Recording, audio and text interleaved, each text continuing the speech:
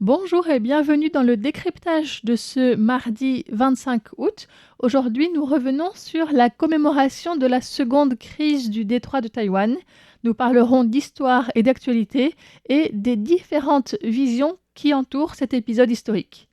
Ce dimanche 23 août, le président de la République, Lai Ching-te, qui est aussi le chef du parti DPP, le Parti démocrate progressiste, s'est rendu à Kinmen pour la commémoration des 68 ans de la deuxième bataille de Kinmen, aussi appelée deuxième crise interdétroit. Le même jour, la chef du Kuomintang, Zheng Liwen, également présente à Kinmen, a donné un discours tout différent.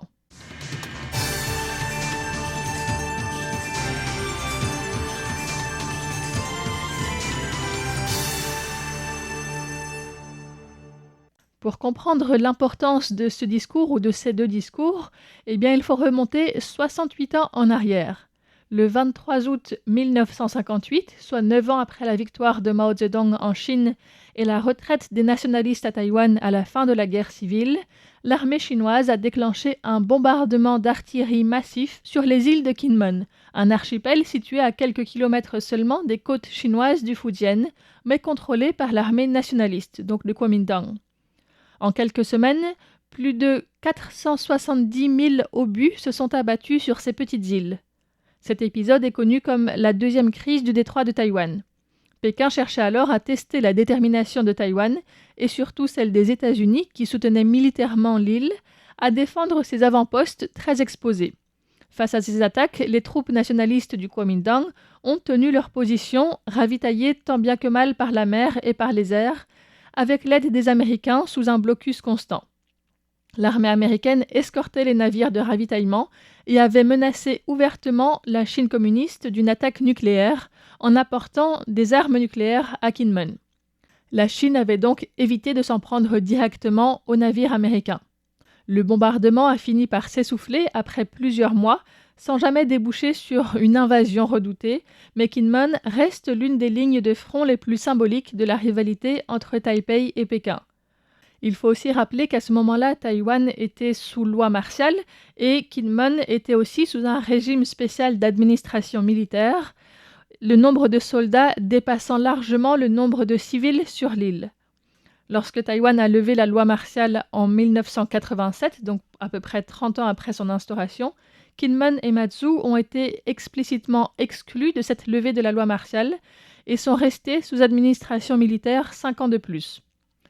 Le président de la République, Lai Ching-te, qui avait été médecin militaire à Kinmen dans les années 90, donc bien avant de devenir chef d'État, s'est donc rendu ce dimanche 23 août sous une pluie battante à Kinmen pour présider la cérémonie commémorative du 68e anniversaire de la bataille, en déposant des fleurs, en observant une minute de silence, avant de partager un repas avec des vétérans de l'époque et des familles de soldats tombés au combat.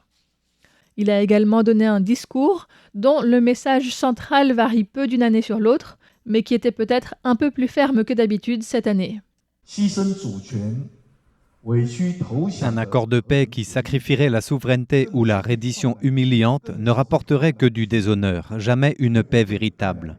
Ce n'est qu'en tenant fermement à l'esprit de ne pas céder un pouce de terrain pour Taïwan, Penghu, Kinmen et Matsu, en renforçant et en investissant sans cesse dans la défense nationale, que nous pourrons garantir la paix.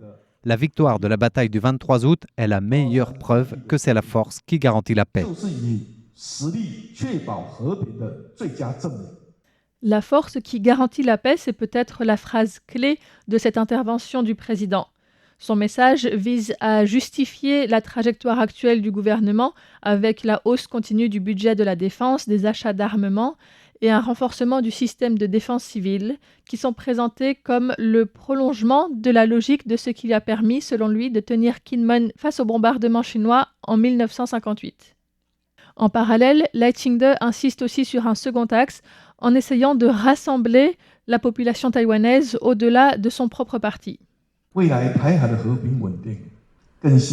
La paix et la stabilité future du détroit de Taïwan exigent plus que jamais que nous continuions à nous unir et à coopérer, sans distinction de parti au pouvoir ou d'opposition, sans distinction d'origine ethnique, sans distinction entre militaires et civils, sans distinction entre ceux arrivés en premier et ceux arrivés plus tard.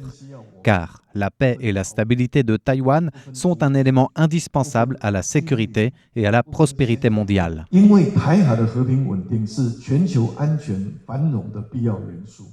Cette formule, sans distinction entre ceux arrivés en premier et ceux arrivés plus tard, renvoie à une ligne de fracture historique assez sensible à Taïwan entre les familles présentes sur l'île avant 1949 et celles arrivées avec le gouvernement nationaliste après leur défaite face aux communistes. Lai Ching-te cherche ainsi à présenter la défense de Taïwan comme une cause commune qui rassemblerait l'ensemble des Taïwanais. Mais Lai Ching-te n'était pas seule à Kinmen ce jour-là. La présidente du Kuomintang, Zheng Liwen, s'y est rendue séparément. Elle était au musée de la bataille du 23 août pour délivrer un tout autre message, bien plus offensif envers le président et le parti du DPP. Êtes-vous prêt à rejoindre le rang de ceux qui bâtissent la paix entre les deux rives ? C'est simple, arrêtez de dissimuler des mauvaises intentions. Vous dites que l'indépendance taïwanaise n'existe pas, que c'est une question qui ne se pose pas. Alors retirez sincèrement l'indépendance taïwanaise de la doctrine de votre parti. Cessez de chercher à rédiger une nouvelle constitution, à fonder un nouvel État, à vouloir l'indépendance de Taïwan pour remplacer la constitution de la République de Chine.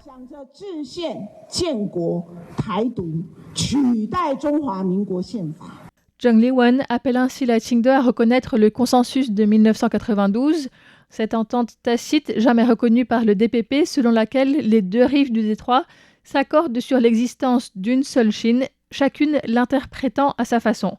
Pour Zheng Liwen, c'est seulement à cette condition que les échanges pacifiques entre les deux rives pourraient reprendre. Pour elle, Kinmen pourrait devenir le point de départ symbolique d'un siècle de paix, faisant de l'île un pôle de réconciliation.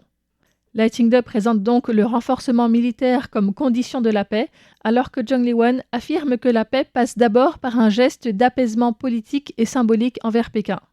Il est intéressant de voir que cette position actuelle, qui est assez classique entre le DPP et le KMT, est en fait un renversement historique assez intéressant, puisque c'était le KMT qui célébrait avant les victoires militaires de Kinmen comme le 23 août ou la bataille de Guningtou. Le DPP était plutôt éloigné de l'armée, l'apercevant plutôt comme un instrument répressif du régime autoritaire du KMT sous la loi martiale.